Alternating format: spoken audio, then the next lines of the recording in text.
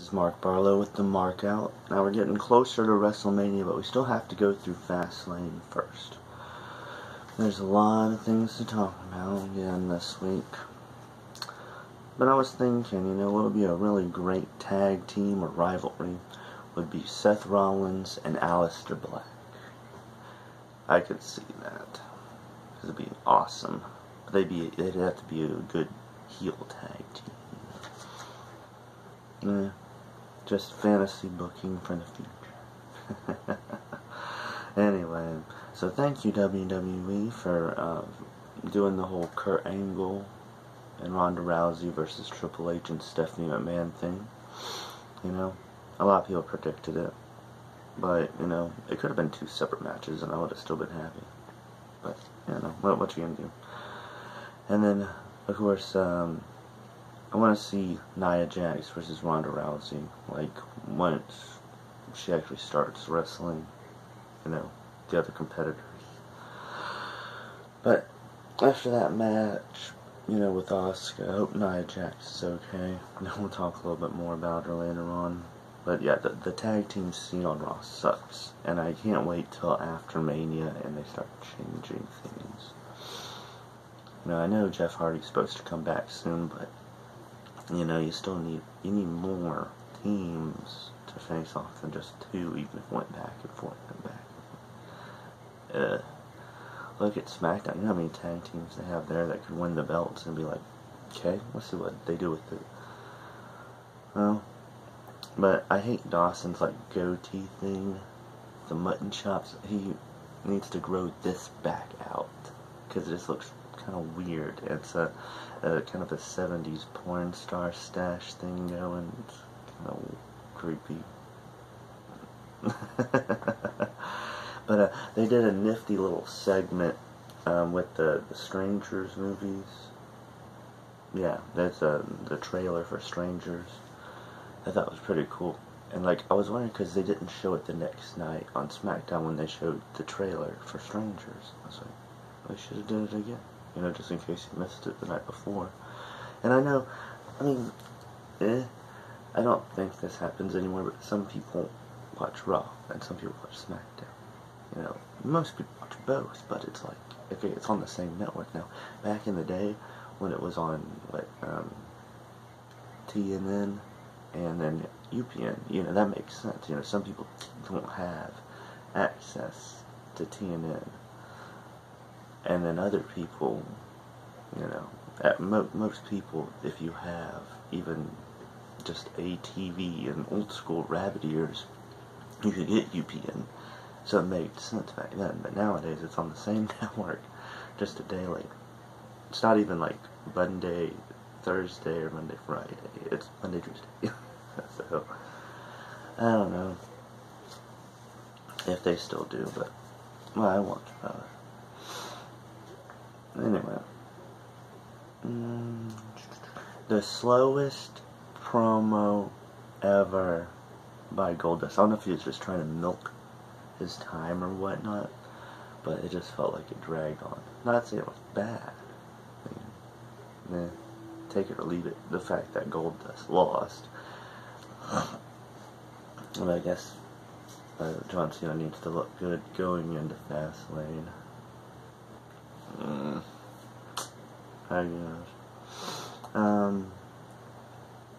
Can Mandy Rose's shorts get any shorter? They look practically like they were wedged up her ass. I'm not saying it's a bad thing. I'm just saying, in general, I noticed that.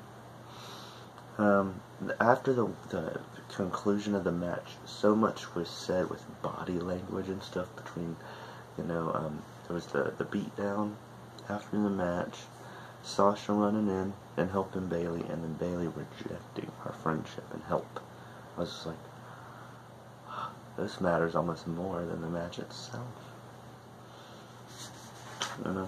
Anyway, that's when I decided to stop watching, and then I got ready and went to work, and I came back and watched the rest of it the next day. Anyway, so Nia Jax is my hero. I cried and I felt her alongside with that segment backstage. I was like, God, man, you're pulling at my heartstrings. Anyway, so after that, in the Symphony of Destruction match, Braun Strowman and Elias. Now, if you don't know anything about me, my favorite band is Metallica. Now, I know that's not Megadeth. A lot of people are like, Megadeth, Metallica, you know. They've fixed that over the past few years, you know. Even the Big Four have come together, you know, played concerts together, you know. So, I was marking out too, and of course Corey Graves got all these references to Megadeth in there. But I felt like the crowd wasn't really into the match, but I don't know if they were just like in awe of it or something. But I was just like, why? It was great, you know. Oh Lord, all the references. So, now I get this thing about Matt Hardy versus Bray Wyatt at the compound, the Hardy's compound, and I'm just like, oh my God. Raw was so much better because I was like, what? As opposed to SmackDown, where I felt like SmackDown just dragged and was just so slow. But yeah, I can't wait for that. Like, I'm pretty sure they're gonna have to tape it a day or two in advance, you know. But I just hope, like, they do the thing what they did in TNA, and they give Matt Hardy the reins to do this. Like, let him use his creativity to it. Don't do a whole other House of Horrors match. That was bullshit. That was stupid. Unless you're like a 5-year-old kid and that scares you or something. Anyway, so the Miz's promo with the Mizzies, I think he was doing again. They were like, you know, it's promo. Oh, neat. I don't know what I wrote down. I wrote down meh, though. Anyway. And then, a side note. A lot of people are hating Brock Lesnar now. We don't know if this is all, like, WWE making us hate Brock Lesnar so that Roman Reigns will be over him. But at this point, I'm saying John Cena is even better than Brock Lesnar. Because, you know, Brock Lesnar doesn't show up and wrestle like John Cena does. Like, apparently he was at a live show and it was like 25-second beatdown on Kane. I was like, so Kane goes to live shows, you know? It's weird that you don't see these guys on TV, but they're on live shows, you know? I don't know. But, either way. And then the whole, Roman Reigns and Paul Heyman thing, I believe they said bullshit twice, and they bleeped it out both times, and I was like, I think it got a pop, at the venue, because, you know, you can't say that on TV, but they bleeped it on TV, but there, in the audience, you would have heard it. It's like, you can't say that. Come on. But, yeah. What else? So, that's it for Raw. On SmackDown, so Bobby Roode comes out after you had the Riot Squad and Ruby Riott talking to the women's champion, Charlotte Flair. And it's like when he came out there, it's like he scared them away. Now that promo was nothing too big. As Ruby Riott was calling Charlotte another bleach blonde with a famous last name. That's pretty cut and like a knife kind of thing, where, you know. Yeah. That was a weird transition between that and then the U.S. title picture. It's just, like, it's infuriating.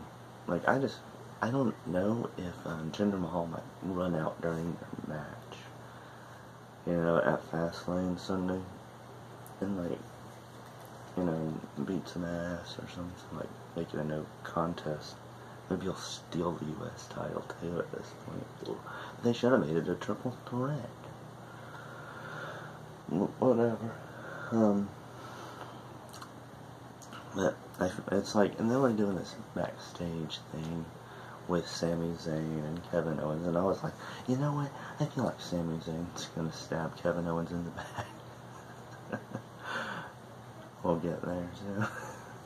Anyway, so Nakamura Day, and apparently Shinsuke can sing, and I was in awe. I was like, dude, this guy, making me love him even more. After that promo, so of course we have Shinsuke versus Rusev at Fastlane now. They have Carmella, who is facing Becky Lynch. Carmella's hair has gotten really long, like it's down to her ass long.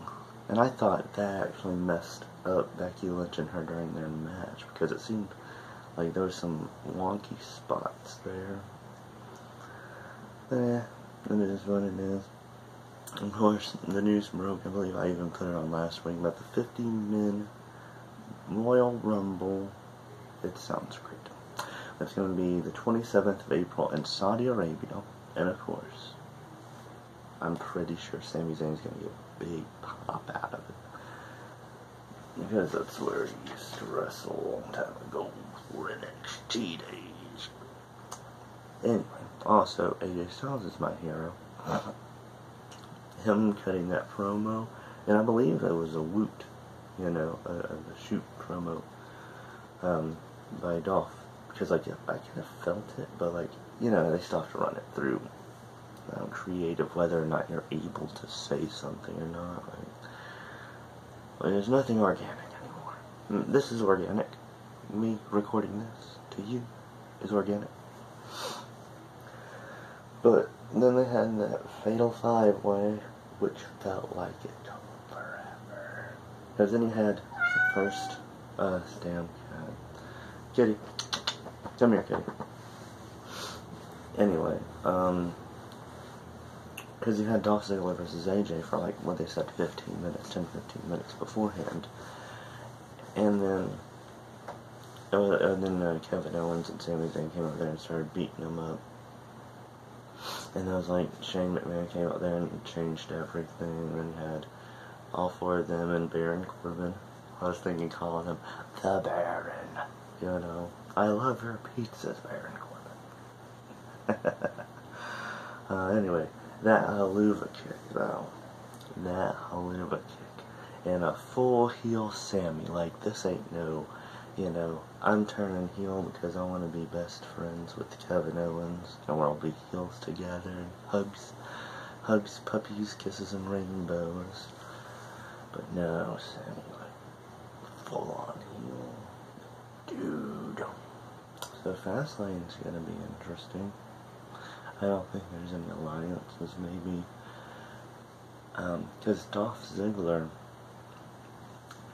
he could help, you know, AJ and John Cena versus the other guys for a little while. Because Dolph Ziggler's a heel, but at the same time, it's like, he's kind of a tweener, I think in the term is one. He bounces back and forth between being a heel and a face. But anyway, the mixed match challenge after that, my heart. Braun Strowman and Alexa Bliss. I ship them together so hard, because they're going all the way. Wink, wink, winkety wink, wink. Anyway, so I watched NXT before I watched 205 last night, because I also had to work Tuesday. So I didn't even get to watch the Mixed Match Challenge till I got home at like 8 a.m. So I was like, yeah, I left at 9 p.m. Didn't get home till 8 a.m. in the morning. You know, staying up all night. I don't get to party staying up all night. I got more. Ain't that right, Aries? Anyway, so on NXT, I was actually gunning for TM61 because of those video packages that they showed. But then you had the Authors of Pain just brutally destroyed them. It's like, I feel so bad. It's like, they got in mind for TM61. Who knows? Anyways, and then Belair beats the Jobber. Belair the Hair. I should have some water. Huh. Yeah, what else you got? Baszler. She's getting better at promos. She still scares me. But she's gonna be a force to be reckoned with when she moves up. I can tell you that. Oh my god. Chappa Heat. Choppa. Chappity Choppa. Get to the Chappa. He didn't even say anything. When he came out there, he is the most hated man in wrestling. He takes the sign and beats the crap out of it and rips it in half. Of Johnny, Johnny Gargano. Johnny Wrestling. The most over babyface that you won't see on NXT. Anyway. It's, next week's, Dunn versus Cole. About to say like that. No, next week. That's gonna be great. Adam Cole, baby! I don't think I can do the whole thing.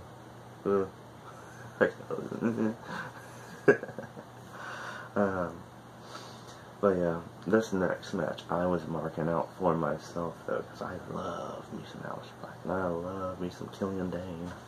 And I figured they should have just went ahead and said, this is your #1 contenders match to face an Andre Cien for the title, but they didn't say that, so you can't put words in my mouth and say that they're saying it. I'm saying this practically.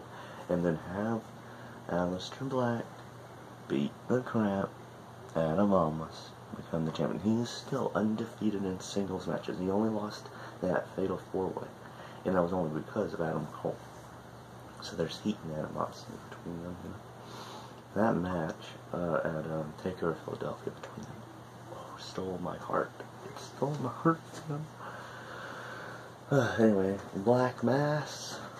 And that was it. And then I'm calling it, for TakeOver. That'll be Alister Black versus Cien Almas, but yeah. Who knows? Then 205, Drew Gulak has changed. Like, it's been a while since I've watched. Like I said, I watched last week, I watched this week.